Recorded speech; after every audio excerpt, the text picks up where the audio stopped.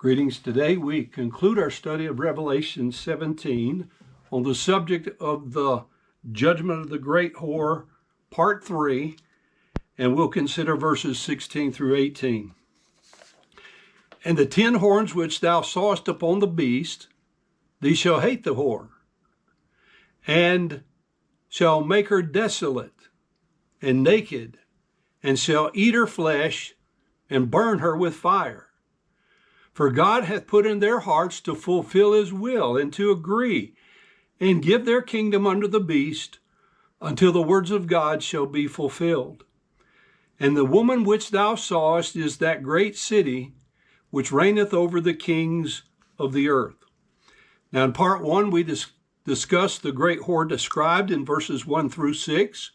We looked at the description of the woman, the description of her association with the beast, and the description of her deception.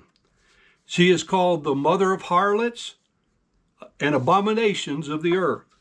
In part 2, we looked at the great whore detailed in verses 7 through 15, the evidence of her harlotry from verse 6, the explanation in verse 7, the explanation concerning the beast in verse 8, the explanation concerning the beast's 7 heads in verses 9 through 11, the explanation concerning the beast's 10 horns in verses 12 through 14, and the explanation concerning the many waters in verse 15.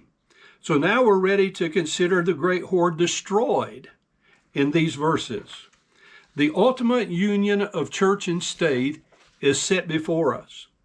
In the 4th century, the AD 300s, we officially had the first union of the church and the state with the organization of the Roman Catholic Church, the word Catholic simply meaning universal. The later division into the Western Roman and Eastern Orthodox branches, history has well documented. Many Protestant stepchildren have been born of the fornication between this great whore and the kings, the heads of state of the earth. Now, remember, we're speaking of any who embrace and practice the Babylonian concept of religion, work salvationism, and some degree, apart from Jesus Christ, that includes Judaism, where they taught that you had to either keep the law to become saved or keep the law to be saved.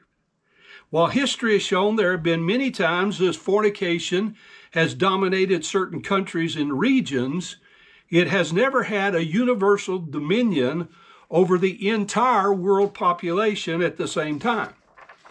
But the scriptures predict that that day will come. The great whore with her ecclesiastical apostasy is the pseudo, the false church. The beast with its political power is the state.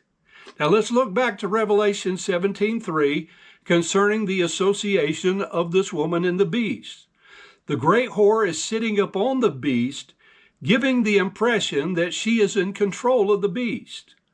However, in actuality, Revelation 17:7 reveals that it is the beast which is carrying her. Together they will achieve world domination through economic means in Revelation 13:16 through 17.